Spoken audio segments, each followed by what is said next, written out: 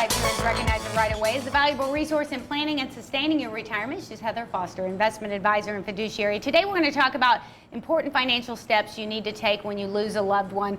We kind of get wrapped up in the grief and the sadness and what to do, but there are some things that you really need to do that are important that you do right away. Yeah, I see it kind of work both ways. I feel like, Charity. Some people, I'm one of the first people that they call if something happens, and they're going, hey, what all do I need to do? And I'm like, you know, just take a step back, give it a week. But the very first thing I always tell people is, you know, if you're the person processing things, you know, you need to ask for multiple death certificates. So you say, you know, they'll ask you right when you find this out, how many death certificates. Most people, I tell them to get somewhere around the neighborhood of 10.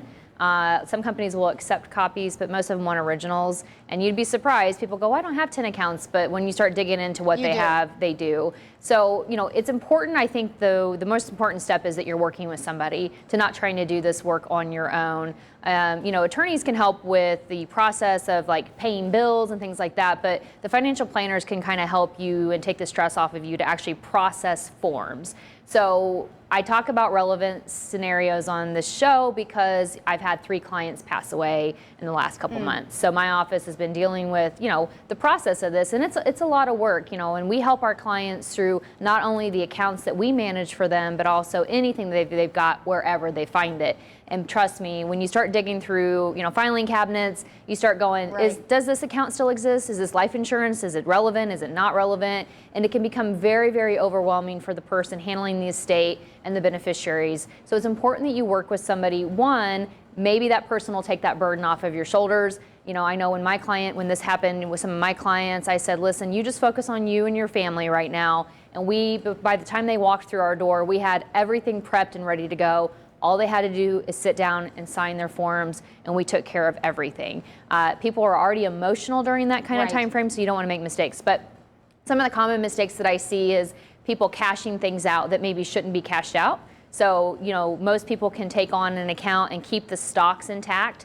So let's think about this for a second. I had people passing away in March, and if they had, you know, not known what they were doing and just said, yes, I'm a beneficiary, send me a check, well, what would have happened? Well, they would have sold all those stocks at that down market, and the markets went down over 30% in March. So you would be taking a really big hit on an inheritance if you had made a move like that. So that is why these things are important to work with a professional. Another, you know, move is understanding inherited IRAs. There have been changes this year with the way that people can inherit an IRA account. Again, if you just cash that out, it's taxable. You need to understand the rules and regulations associated with them.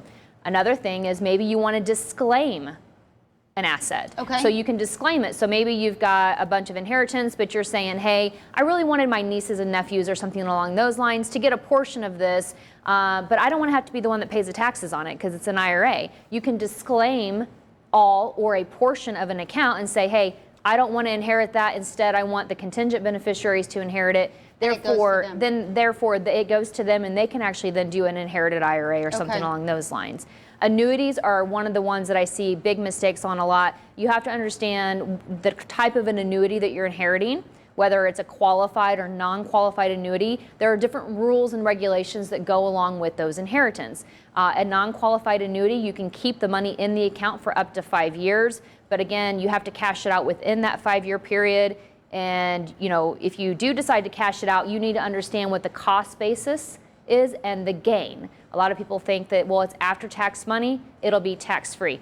Not with annuities. A brokerage account, tax-free because the cost basis steps up to the date of death, but with an annuity, it doesn't. So you have to understand that different investment vehicles, you inherit them in different ways. Don't just send in a form, try to cash it out without having guidance and understanding, and maybe somebody helping you through along the process. It's just one more reason you should have somebody helping you through anytime, but especially when you can be clouded by grief. And sometimes there's many parties involved. So just one more reason you should have somebody helping you out. If you'd like to have Heather Foster help you out, just have them look over what you have.